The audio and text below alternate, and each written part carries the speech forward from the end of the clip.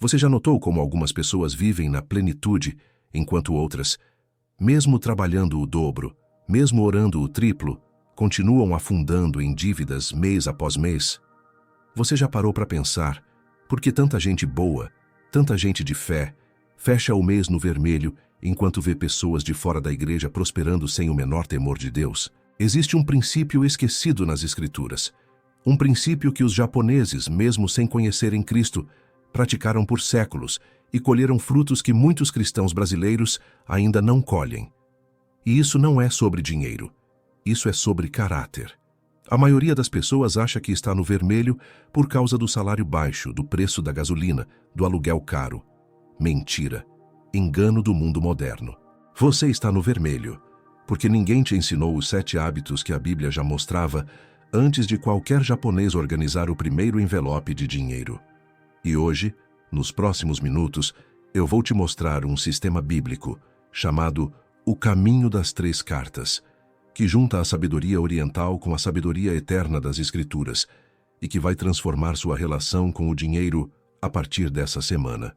A Bíblia, em Provérbios 21, versículo 20, diz que na casa do sábio há tesouro precioso e azeite, mas o homem insensato devora tudo. Os japoneses chamam de kakeibo, o livro das contas domésticas.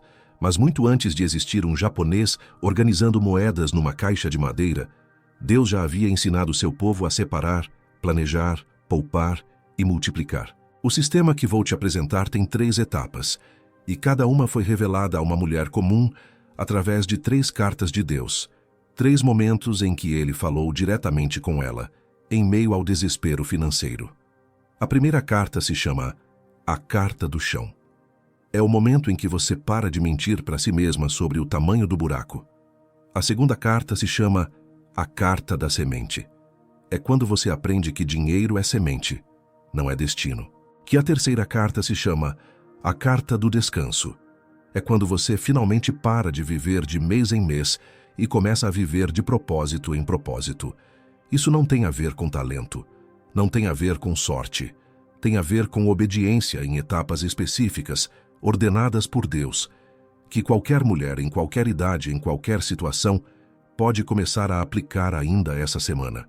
E antes de eu continuar, eu te convido a deixar seu like nesse vídeo e me contar nos comentários qual área da sua vida financeira mais te sufoca hoje. Pode ser o cartão, pode ser o mercado, pode ser aquela dívida antiga que você esconde até do seu marido. Se você ainda não se inscreveu no canal, faz isso agora. Clica em inscrever e ativa o sininho. E acredita, uma boa notícia financeira está chegando para você nos próximos dias. Antes de mergulharmos nessa história, quero te dizer uma coisa rápida. Você que chegou até aqui já é diferente, porque você busca. E quem busca também precisa de estrutura para colocar em prática o que aprende. Por isso, eu criei um planner de organização semanal, especialmente para quem quer parar de deixar os dias passarem sem direção. Não é complicado. É simples, bonito e foi feito para quem, como você, sabe que Deus honra quem age com intenção. O link está na descrição e no primeiro comentário fixado. Vai lá dar uma olhada depois do vídeo. A história que eu vou te contar é de uma mulher chamada Raquel. Ela tinha 48 anos, 3 filhos criados, um casamento de 23 anos e uma dívida de R$54 mil espalhada em 7 cartões, 2 empréstimos consignados e uma fatura do cheque especial que ela já nem tinha coragem de abrir. Raquel era crente. Raquel dizimava. Raquel orava todo dia. Mas Raquel vivia no vermelho há 11 anos consecutivos. Ela tentava de tudo. Fazia planilha, cortava o cafezinho, vendia coisa no grupo do bairro, pegava bico de costura aos sábados. Nada resolvia. Cada mês era um novo buraco tapando o anterior. E foi numa manhã de terça-feira, depois de descobrir que a conta de luz ia ser cortada naquele dia, que Raquel recebeu a primeira notícia que mudou tudo. Ela foi ao banco tentar renegociar, e o gerente, olhando friamente a tela, disse: Dona Raquel, a senhora tem 90 dias. Se não organizar isso em 90 dias, vai para o cadastro restritivo federal, e a senhora sabe o que isso significa. 90 dias, 3 meses. Foi isso que ela ouviu. E foi com esse prazo pesando no peito que Raquel saiu do banco e, sem saber para onde ir, entrou numa igreja que ficava no caminho de casa. Não era a igreja dela. Era uma capela pequena, quase vazia, com uma senhora idosa arrumando os inários nos bancos. A senhora se chamava Dona Miyako. Era uma brasileira descendente de japoneses, Nisei, 78 anos, viúva há 2 décadas. E foi Dona Miyako quem sentou ao lado de Raquel e disse a frase que abriria a primeira carta. Minha filha, o dinheiro não some. Ele vai embora onde não é respeitado. Raquel chorou. Chorou como não chorava há anos e contou tudo. A dívida, a vergonha, o marido que não sabia do tamanho real do buraco, os filhos que achavam que a mãe era uma mulher resolvida. Dona Miyako ouviu em silêncio. Quando Raquel terminou, a velha senhora disse: existe um caminho, mas não é o caminho do mundo. É um caminho antigo que a Bíblia ensina e que meus antepassados, mesmo sem conhecer Cristo, aplicavam por instinto de sobrevivência. São 3 cartas, 3 etapas, e você vai ter que passar por cada uma sem pular nenhuma. A primeira vai ser a mais dura, porque é a carta em que Deus te obriga a olhar para o chão e parar de fingir que o chão é mais alto do que realmente é. Se você topar, eu te ensino, mas te aviso. A primeira carta vai destruir tudo o que você pensa que sabe sobre dinheiro. E foi ali, naquele banco de igreja empoeirada, que Raquel disse sim. A primeira carta começou na manhã seguinte, às 5 da madrugada. Dona Miyako disse: nessa etapa você não questiona, não improvisa. Você obedece à palavra e aplica os 7 hábitos financeiros que eu aprendi com minha mãe e que eu encontrei depois de adulta dentro da Bíblia. O primeiro hábito era escrever à mão em um caderno comum todo centavo que entrava e todo centavo que saía. Todo. Até o chiclete. Até a moeda da garagem. Os japoneses chamam isso de kakeibo. A Bíblia, em Provérbios 27, versículo 23, diz: procura conhecer o estado das tuas ovelhas e cuida bem dos teus rebanhos. Raquel resistiu. Disse que já tinha aplicativo, que já tinha planilha. Dona Miyako foi firme. O aplicativo não dói. A mão dói. E o que não dói, não ensina. O segundo hábito era separar o dinheiro em 4 envelopes físicos: sobrevivência, cultura, extras, poupança. Logo que o salário caía na conta. Não era teoria. Era papel, tesoura, envelope de correio. O terceiro hábito era esperar 24 horas antes de qualquer compra acima de R$ 50. Só esperar. Orar, esperar e decidir no dia seguinte. O quarto hábito era cozinhar em casa 6 dias por semana, sem exceção, porque Dona Miyako dizia que quem come fora todo dia come o próprio futuro. O quinto hábito era o dízimo fiel, entregue antes de qualquer outra conta, não porque Deus precisa, mas porque o coração precisa aprender a soltar antes de aprender a guardar. O sexto hábito era o dia do zero. Um dia por semana em que Raquel não gastaria absolutamente nada, nem R$ 1, nem uma moeda. E o sétimo hábito era agradecer por escrito, toda noite, 3 coisas que o dinheiro daquele dia tinha conseguido pagar, por menor que fossem. Raquel achou ridículo. Escrever 3 agradecimentos por dia? Fazer um dia sem gastar nada?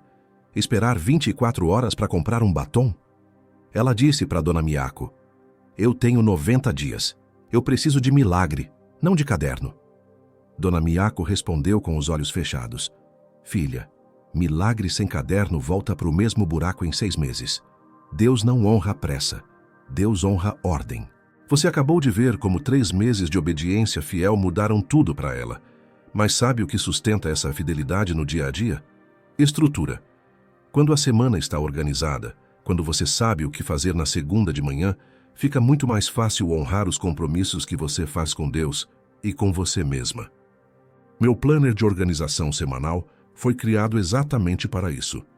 Te ajudar a organizar suas prioridades com clareza, sem complicação, da forma que quem tem mais de 45 anos precisa. Sem modinha, sem exagero, só o essencial que funciona. O link está na descrição e no primeiro comentário fixado. Dá uma olhada. 3 meses se passaram. Raquel quase desistiu na segunda semana. Quase desistiu na quinta.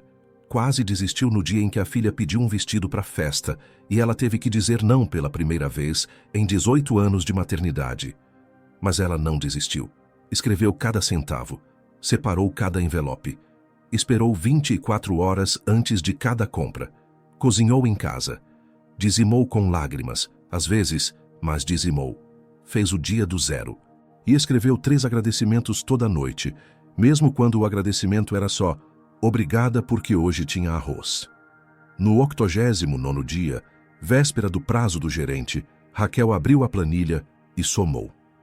Ela não tinha quitado a dívida, mas havia pago R$16 mil em 3 meses, mais do que ela tinha conseguido pagar nos 5 anos anteriores juntos. E mais, o gerente, ao ver a movimentação, renegociou tudo em condições que ela nunca imaginou. Dona Miyako, quando soube, disse: "Você sentiu? Isso é a carta do chão, Deus honra quem o honra primeiro." E abriu a Bíblia em Lucas 16, versículo 10. Quem é fiel no pouco, também é fiel no muito. Depois pegou um livro na estante, um livro com a capa gasta, e mostrou um trecho. Era O Poder do Hábito, de Charles Duhigg. Dona Miyako leu devagar. A repetição diária, mesmo de ações pequenas, reprograma os circuitos neurológicos e cria um novo padrão automático de comportamento. Ela fechou o livro e disse: "A ciência descobriu em 2012 o que a Bíblia ensina desde Deuteronômio, que aquilo que você faz todo dia, você se torna." 6 meses depois, Raquel dominava os 7 hábitos com uma profundidade que ela mesma não reconhecia. E foi nesse momento que aconteceu algo inesperado. Uma mulher chamada Júlia começou a frequentar a mesma capela. 38 anos, 3 filhos pequenos, casamento cambaleante por causa das dívidas. E quando Raquel olhou para Júlia pela primeira vez, sentiu um aperto no peito, porque Júlia era ela mesma 10 anos atrás. Mesma fala, mesmos erros, mesma teimosia em achar que o problema era o salário do marido, a inflação, o governo. Júlia se aproximou de Raquel num domingo e disse: "Me disseram que você saiu de um buraco de 50 mil. Eu estou em 40. Me ensina." E foi ao tentar ensinar Júlia que Raquel percebeu algo que Dona Miyako já sabia. Que quando você ensina, você aprende de novo, mais fundo. Cada hábito que Raquel explicava para Júlia, ela mesma revisitava. Cada resistência que Júlia oferecia, Raquel reconhecia como sua própria resistência antiga. E foi ali, olhando para Júlia chorar por não conseguir fazer o dia do zero, que Raquel entendeu o que a mentora tinha dito meses antes. Conhecimento é ter a Bíblia na estante. Sabedoria é ter a palavra no coração e pés que andam nela. Tiago, capítulo 1, versículos 22 a 25, sobre ser praticante da palavra e não apenas ouvinte. 1 ano depois do primeiro encontro, Dona Miyako chamou Raquel e disse: "Agora você está pronta para a segunda carta." Raquel estranhou. Ela achava que já tinha chegado. Tinha pagado quase metade da dívida. O casamento estava mais leve. Os filhos viam uma mãe diferente. Mas Dona Miyako sorriu e disse: "Na primeira carta você aprendeu a obedecer. Mas se você parar aí, vai ser só uma serva obediente, não uma filha coerdeira." E abriu Mateus 25, a parábola dos talentos. O servo que escondeu o talento foi chamado de mau e negligente, não porque perdeu dinheiro, mas porque não multiplicou. Na segunda carta, você aprende a usar o que foi restaurado para abençoar outros, porque dinheiro parado é dinheiro morto. Dinheiro de reino é dinheiro que circula, semeia, multiplica. Raquel ficou confusa. "Mas, Dona Miyako, eu ainda tenho dívida, eu ainda tenho pouco." A velha senhora respondeu: "A viúva de Marcos 12 tinha 2 moedas. 2. E Jesus disse que ela deu mais do que todos os ricos juntos. Deus não pede seu muito. Deus pede seu tudo. E Ele multiplica o tudo, não o muito." Foi assim que Raquel começou a usar o pouco que tinha de forma diferente. Emprestou sem juros R$100 para uma vizinha que ia perder o botijão. Pagou a mensalidade escolar de uma menina do bairro que ia ser desligada. Começou a ensinar de graça os 7 hábitos para 5 mulheres da capela, inclusive Júlia. E algo estranho começou a acontecer. O mercado rendia mais. Aparecia trabalho extra que ela não tinha procurado. O marido, que até então era frio com a mudança dela, começou a pedir para ela organizar as contas dele também. 3 meses depois da segunda carta ser aberta, Raquel recebeu uma herança de uma tia distante, R$47 mil, que ela nem sabia que existia. O suficiente para quitar o que faltava da dívida e ainda sobrar para começar uma reserva. Dona Miyako, ao saber, apenas abriu Lucas 6, versículo 38. "Dai, e ser-vos-á dado. Boa medida, recalcada, sacudida, transbordante, generosamente vos darão. Mas Dona Miyako alertou: 99% das mulheres param aqui. Sabem obedecer, sabem servir, e mesmo prosperando continuam ansiosas, controladoras, medrosas. Continuam acordando às 3 da manhã fazendo conta de cabeça. Faltam a terceira carta. E abriu a terceira carta num domingo à tarde. A terceira carta se chama Carta do Descanso. Aqui, você aprende a confiar em Deus tão completamente com o seu dinheiro que a ansiedade financeira simplesmente não entra mais na sua casa. Não porque você tem muito, mas porque você entendeu quem é o dono de tudo. Cite Mateus 11, versículos 28 a 30. Vinde a mim, todos os que estáis cansados e sobrecarregados, e eu vos aliviarei. Dona Miyako contou pela primeira vez a própria história. Contou que aos 52 anos tinha perdido tudo num negócio que o marido fez escondido. Ficaram com uma dívida que levou 11 anos para ser quitada. Mas o que mudou a vida dela não foi a quitação. Foi um dia no meio do caos em que ela parou de fazer conta e começou a fazer oração de entrega. Deus, essa dívida é sua. Essa casa é sua. Esse marido é seu. Esse dinheiro é seu. Me mostra o que fazer hoje. Só hoje. E dali em diante, ela passou a viver um dia de cada vez, com um caderno, 7 hábitos, 3 envelopes e uma paz que a dívida não conseguia tirar. Raquel ouviu em silêncio e entendeu. A terceira carta não é sobre dinheiro. A terceira carta é sobre posse. Sobre quem possui o quê. Sobre parar de carregar um fardo que nunca foi seu. O momento culminante veio 3 meses depois, quando o marido de Raquel perdeu o emprego. 12 anos de registro, demitido sem aviso. E enquanto o marido entrava em pânico, Raquel sentou-se com o caderno, abriu a Bíblia em Filipenses 4, versículos 6 e 7. Não andeis ansiosos por coisa alguma. E disse, com uma calma que ela mesma não reconhecia: vai ficar tudo bem. A gente já passou pelo pior. E Deus não nos trouxe até aqui para nos abandonar agora. 3 semanas depois, o marido estava empregado em outro lugar, ganhando 20% a mais. Que Raquel descobriu lendo o livro Mindset de Carol Dweck, que pessoas com mentalidade de crescimento e ancoradas em propósito produzem menos cortisol em situações de crise financeira, tomam decisões mais racionais e se recuperam até 3 vezes mais rápido do que pessoas com mentalidade fixa. A ciência, mais uma vez, descobrindo tarde o que a Bíblia ensina cedo. Anos se passaram. Raquel, aos 58, tornou-se mentora respeitada na igreja e na comunidade. Mulheres jovens, mulheres da idade dela, mulheres mais velhas, todas apareciam perguntando o segredo. Raquel sempre respondia a mesma coisa. Não tem fórmula mágica. Tem obediência, tem serviço, tem descanso. Nessa ordem. E abria Malaquias 3, versículo 10. Trazei todos os dízimos à casa do tesouro. Provai-me nisto, se eu não vos abrir as janelas do céu. Raquel entendeu que o mesmo sistema que funcionava com dinheiro, funcionava com tudo. Com o casamento, que ela começou a tratar com os mesmos 3 passos: obedecer aos princípios bíblicos do amor, servir antes de ser servida, descansar na soberania de Deus sobre o marido. Com a saúde, que ela começou a tratar com a mesma lógica: obediência às disciplinas básicas de sono, alimentação e movimento, serviço ao corpo como templo do Espírito Santo, descanso na provisão divina. Com os filhos, com a casa, com os sonhos guardados. Provérbios 3, versículos 5 e 6. Confia no Senhor de todo o teu coração e não te apoies no teu próprio entendimento. Reconhece-o em todos os teus caminhos e ele endireitará as tuas veredas. O caminho é sempre o mesmo. E agora eu preciso te dizer a verdade que queima.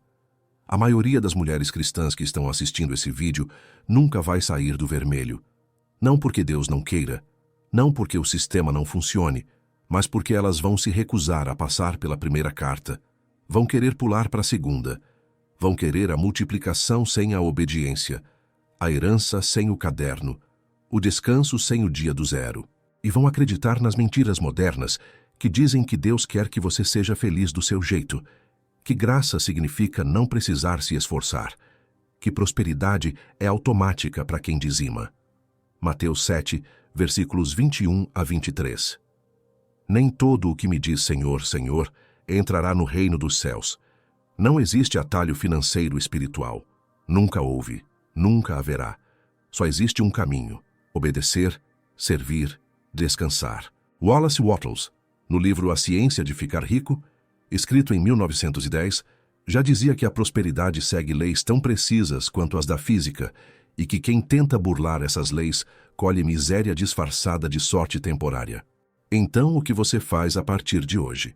Primeiro, escolha uma área financeira da sua vida para entregar a Deus. Pode ser a dívida do cartão, pode ser o descontrole do mercado, pode ser o medo do futuro. Uma só. Segundo, abra a Bíblia e encontre o princípio específico para essa área. Terceiro, entre na carta do chão com humildade completa. Pegue papel, caneta, caderno, envelopes. Comece os 7 hábitos ainda essa semana. Hoje mesmo se der, amanhã no máximo. Quarto, continue até a carta do chão estar completa, o que leva em média de 90 a 180 dias. Quinto, entre na carta da semente. Use a bênção que começa a brotar para servir outras mulheres. Sexto, continue por meses, anos. Sétimo, um dia, sem perceber, você vai acordar na carta do descanso e vai olhar para trás sem reconhecer a mulher ansiosa que você era. José fez isso no Egito. Passou da cisterna à administração do reino, aplicando exatamente esse ciclo. Davi fez isso nas cavernas antes do trono. Daniel fez isso na Babilônia. Ruth fez isso nos campos de Boaz. James Clear, no livro Hábitos Atômicos, demonstra que mudanças de 1% ao dia geram transformação de 37 vezes em um ano. Deus sabia disso antes de Clear nascer. Raquel viveu até os 89 anos. Saúde boa, casamento inteiro, filhos criados no temor de Deus, casa quitada, reserva suficiente para não depender de ninguém. No último dia dela, a neta mais velha, já adulta, sentou na beira da cama e perguntou: Vó, qual foi seu maior arrependimento? Raquel sorriu de olhos fechados e respondeu: Não ter confiado em Deus com o dinheiro mais cedo. Eu perdi 11 anos na cisterna, porque achava que o problema era o salário. O problema era eu. Depois abri os olhos e disse à neta: Filha, o dinheiro não é o inimigo. O descontrole é. E o descontrole não se vence com mais dinheiro. Se vence com mais Deus. As últimas palavras dela foram: Transformação não é sobre ser perfeita desde o primeiro dia. É sobre se tornar tão obediente que a santidade se torna inevitável. 2 Timóteo 4, versículos 7 e 8. Combati o bom combate, acabei a carreira, guardei a fé. O caminho das 3 cartas não é sobre mudar sua conta bancária. É sobre mudar quem você se torna no processo de organizar essa conta. Existem 2 mulheres dentro de você agora. Uma ansiosa, controladora, acordando às 3 da manhã fazendo conta, escondendo fatura do marido, sentindo vergonha quando o cartão é recusado no mercado. E outra confiante, serena, que abre a fatura sem taquicardia, que conversa com o marido de igual para igual sobre dinheiro, que olha o caixa vazio sem tremer, porque sabe quem enche o caixa. A pergunta espiritual que eu te faço é essa: você vê alguém disposta a obedecer antes de entender? Ou você vê alguém ainda procurando o atalho? Porque tem mulher que já passou 5 anos tentando encontrar a fórmula mágica, o curso definitivo, o guru financeiro que vai resolver tudo num clique. E tem mulher que passou os mesmos 5 anos simplesmente pagando o preço, escrevendo no caderno, fazendo o dia do zero, dizimando com lágrimas, servindo com pouco. Adivinha qual das 2 está livre hoje? Jeremias 6, versículo 16. Assim diz o Senhor: Ponde-vos nos caminhos e vede e perguntai pelas veredas antigas, qual é o bom caminho, e andai por ele, e achareis descanso para a vossa alma. A transformação financeira está esperando por você, mas Deus não vai forçar. Você precisa escolher obedecer. Se você chegou até aqui, ativa o sininho das notificações para não perder os próximos vídeos. E me conta nos comentários, qual é a área financeira da sua vida que você vai transformar usando o caminho das 3 cartas. Pode ser a dívida, pode ser o descontrole, pode ser o medo. Escreve ali embaixo. Eu leio. E por falar em começar, se você saiu desse vídeo com vontade de organizar uma área da sua vida de verdade, não deixa essa vontade passar. Porque disposição sem ação vira só mais uma inspiração esquecida até a sexta-feira. Meu planner de organização semanal está na descrição e no primeiro comentário fixado. Mulheres que usam me contam que foi a primeira vez em anos que sentiram que a vida estava sob controle. Não o controle ansioso, mas aquele controle sereno de quem sabe o que Deus quer dela nessa semana. Vai lá. Um passo pequeno hoje pode mudar muito a sua história. Se você chegou até esse minuto do vídeo, eu quero te agradecer de verdade. Você é uma das poucas mulheres verdadeiramente dispostas a mudar. A maioria desistiu lá pelo minuto 3. Você não. E isso diz muito sobre o que Deus está preparando para a sua vida. Antes de eu ir, se inscreve no canal. Um clique só. E fica de olho. Uma boa notícia financeira está chegando para você nos próximos dias. Agora vai. Pega um caderno, pega uma caneta. Escreve o primeiro centavo que entrou hoje e o primeiro centavo que saiu. Entra na carta do chão ainda essa semana. E daqui a um ano, você não vai acreditar que era a mesma pessoa. Que Deus abençoe sua jornada financeira. Até o próximo vídeo.